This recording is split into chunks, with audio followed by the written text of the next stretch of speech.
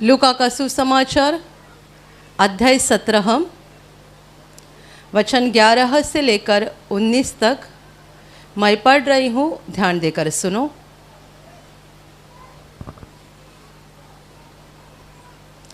ऐसा हुआ कि वहाँ यरूशलेम जाते हुए सामरिया और गलील के बीच से होकर जा रहा था।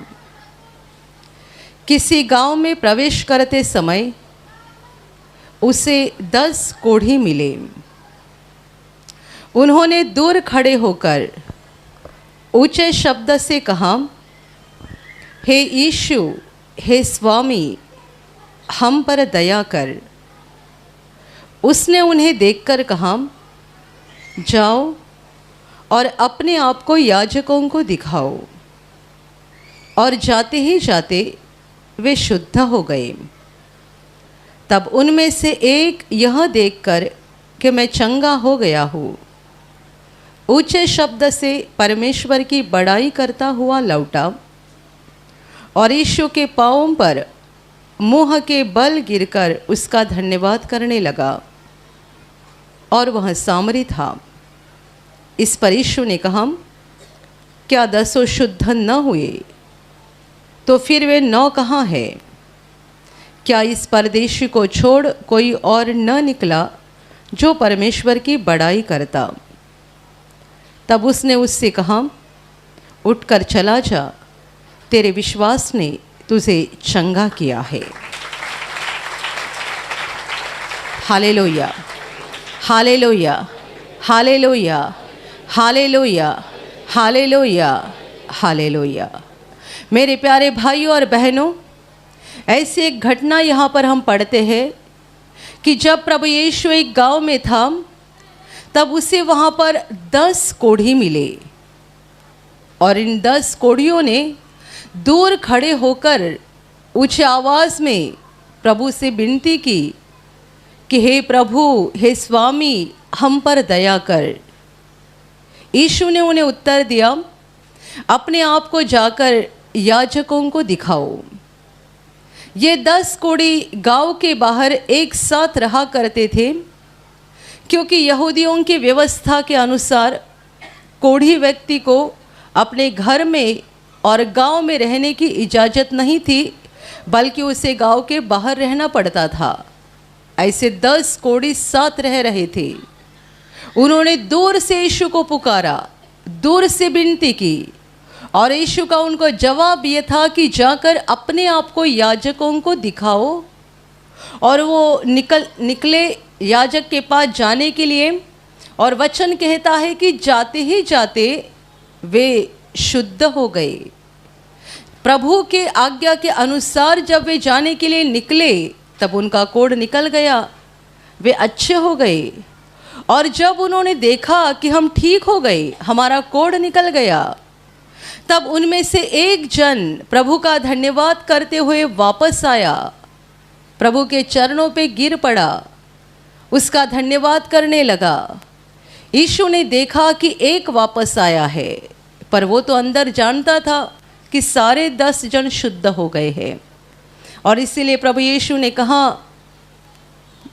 क्या 10 शुद्ध न हुए थे? तो वे 9 कहाँ गए?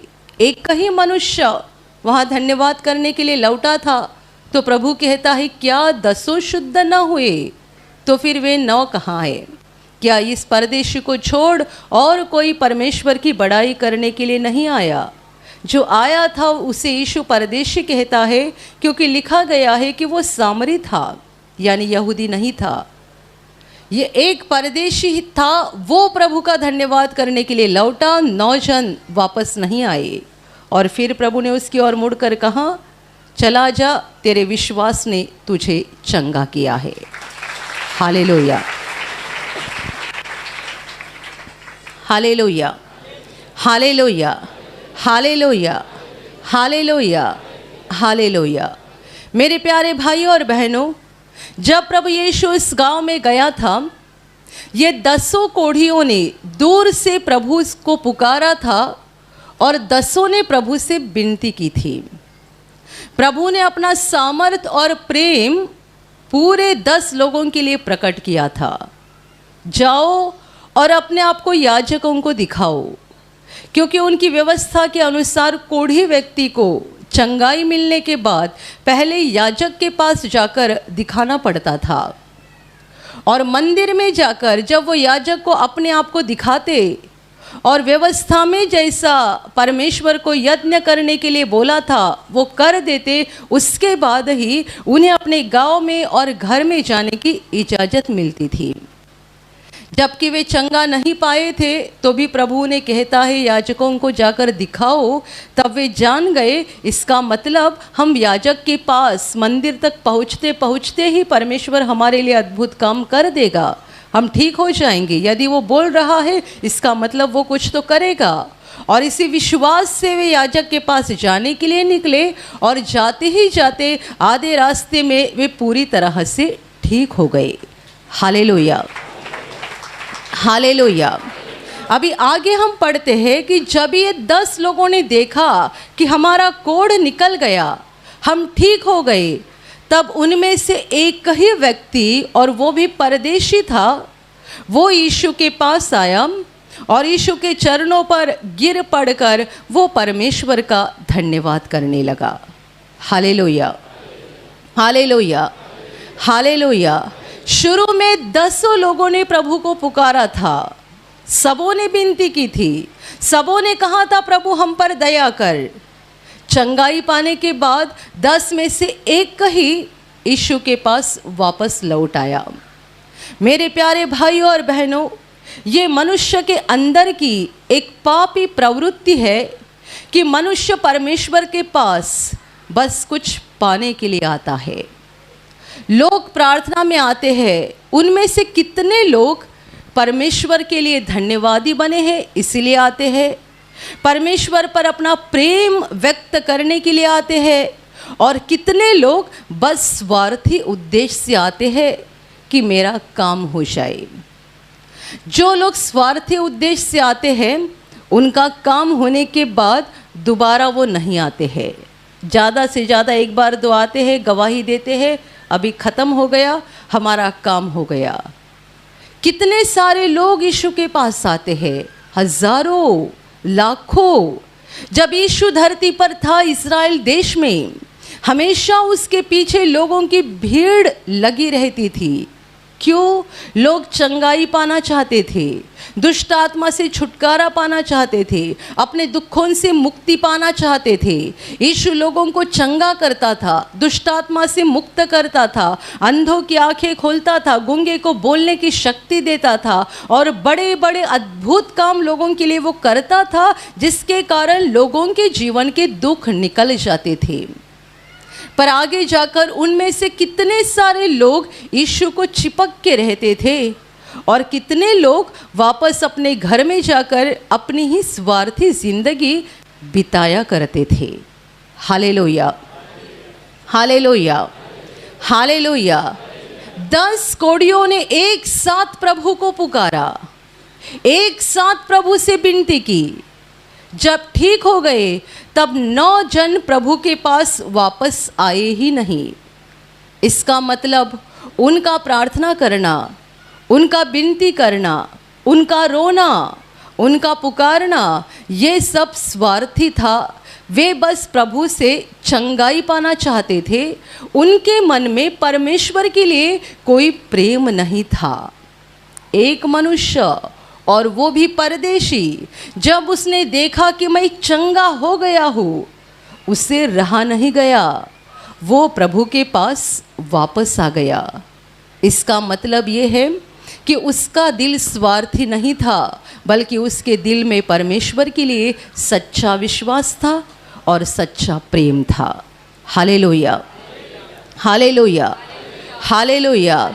और ये भी बहुत कठिन बात है, हम उस घटना के बारे में जब देखते हैं कि 10 प्रभु को पुकार रहे हैं, विनती कर रहे हैं, और जब प्रभु ने आज्ञा दिया कि जाकर अपने आप को याजकों को दिखाओ, और सारे 10 जन एक साथ जाने के लिए निकले। जाते जाते जब वे शुद्ध हो गए तब एक वापस लौटा। उस समय क्या हुआ रहेगा? बताइए क्या हुआ रहेगा।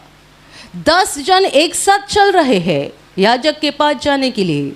जब देखा कि हम ठीक हो गए, 9 जन आगे बढ़ रहे हैं और एक को रहा नहीं गया। नहीं नहीं नहीं, जिसने मुझे ठीक किया, जिसने मेरे जीवन का इतना बड़ा बोझ दूर किया, जिसने मेरे इतने बड़े अपमान को और कष्ट को दूर किया, मुझे उसके पास वापस जाना चाहिए।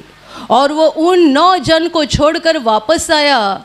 शायद वे उस पर हंसे भी होंगे, पागल है। याजक के पास जाएंगे, याजक हमको देखेगा, मंजूर करेगा कि हम ठीक हो गए, तो अभी हम आराम से अपनी ज़िंदगी बिताने के लिए घर जा सकते हैं। ये तो पागल बन गया है कि वापस वहाँ यीशु के पास जा रहा है। वापस जाने से फ़ायदा क्या है? काम तो हो गया। आप जानते हैं कई लोग ऐसी गवाही देते हैं कि मुझे किसी ने यहाँ प्रार्थना में लाया, मुझे किसी ने यहाँ प्रार्थना में लाया। आज हालत ऐसी है, जिसने मुझे लाया वो आता नहीं है, पर हम आते रहे हैं। इसका मतलब क्या है? मुझे किसी ने प्रार्थना में लाया, वो मुझे ला रहा था 1 बार, 2 बार, 3 बार। बाद में मेरा ही प्रभु से इतना प्रेम हो गया कि उसने आना बंद कर दिया, पर मैंने नहीं छोड़ा, क्योंकि अभी मुझे प्रभु से प्रेम हो गया है। मैं उसे कभी छोड़ नहीं सकता हूँ। Hallelujah, hallelujah, hallelujah. यीशु के पीछे चलने के लिए और परमेश्वर पर सच्चा प्रेम करने के लिए एक आत्मिक ताकत होने की ज़रूरत है। आत्मा की ताकत, एक बड़ी ताकत होने की ज़रूरत है। मुझे एक बहन ने बताया था, बहुत साल पहले जब वो पहली बार प्रार्थना में आई थी, उस समय उसे प्रार्थना के बारे में कोई जानकारी नहीं थी, ना ही उसने कभी ज़िंदगी में यीशु का सुसमाचार सुना था। पर जब वो पहली बार आई, उसने प्रार्थना में भाग लिया, उसके दिल में बड़ी शांति आ गई। पर वो बहुत दूर से आती थी, बहुत दूर से, और हर सप्ताह आना उसके लिए मुमकिन नहीं था। वो सोच रही थी कम से कम महीने में 1 बार तो मैं हमेशा यहाँ आऊँगी, हर महीना, ताकि मैं प्रभु में बनी रहूँगी और उसमें बढ़ते जाऊँगी। वो 1 बार आई, 2 बार आई, उसके बाद उसके पति ने उसको आने के लिए मना कर दिया। पति ने कहा नहीं जाना, मुझे वो पसंद नहीं है, तुझे वहाँ नहीं जाना है।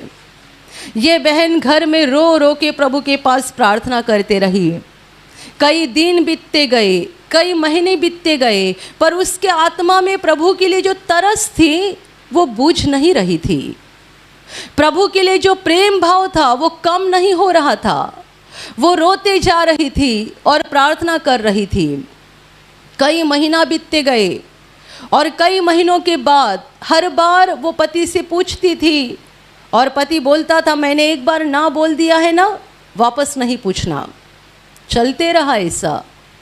और कुछ महीनों के बाद एक दिन जब उसके पति अपने घर में कुछ तो टेबल पे बैठ के कागज़ पे कुछ लिख रहे थे, काम कर रहे थे, ये बहन पीछे आकर खड़ी हो गई और रोने लगी। पति का ध्यान नहीं था। उसके आंसू उसके पति के हाथ के ऊपर गिर गए। तभी उन्होंने देखा कि रो रही है। उनको गुस्सा आ गया और गुस्से में पूछा रोने की वजह क्या है, यहाँ खड़ी होकर रो क्यों रही है। ये बहन ने कहा एक बात बताती हूँ, ज़िंदगी में मैं आपके पास कभी कपड़ा नहीं मांगूंगी, सोना चांदी नहीं मांगूंगी या कुछ भी नहीं मांगूंगी। मरते दम तक मुझे कुछ भी मत देना। एक ही बात देना, महीने में 1 बार मुझे वहाँ केंद्र में प्रार्थना के लिए जाने की इजाज़त देना। हालेलुया। मैं समझती हूँ ये बोलने के लिए आत्मा की एक बड़ी ताकत होनी चाहिए। एक औरत ऐसा अपने पति को बोल सकती है, ज़िंदगी में मैं आपके पास एक कपड़ा भी नहीं मांगूंगी, एक सोना चांदी भी नहीं मांगूंगी, कोई चीज़ नहीं मांगूंगी, मुझे कुछ भी मत देना, मैं कभी नहीं मांगूंगी, बस मेरी एक मांग को पूरा कर देना कि मुझे महीने में 1 बार वहाँ प्रार्थना घर में प्रार्थना के लिए भेज देना। जब उसने अपने पति को ऐसा कहा, प्रभु ने भी उसके दिल को छू लिया और उसने कहा ठीक है, मैं इजाज़त देता हूँ। और तब से लेके आज तक सालों साल ये बहन हर महीना यहाँ प्रार्थना में आती है और वो अब तक प्रभु में बनी है। Hallelujah, hallelujah. मुझे लगता है इस घटना को 15 साल से भी ज़्यादा हुए रहेंगे। ये बहन हर महीना आती है और प्रभु में बनी है। कौन इस तरीके से प्रभु के पीछे चल सकता है? जिनकी आत्मा में सच्ची ताकत है, परमेश्वर के ऊपर सच्चा प्रेम है। Hallelujah, hallelujah. नहीं तो कोई प्रार्थना घर से आधे घंटे दूरी पे रहते हैं और बोलते हैं आज ट्रैफिक जाम हो गया है, अगले बार बोलेंगे आज बारिश हो रही है, अगले सप्ताह बोलेंगे आज धूप जरा ज़्यादा हो गई है। हर सप्ताह उनके पास एक एक नया बहाना रहेगा।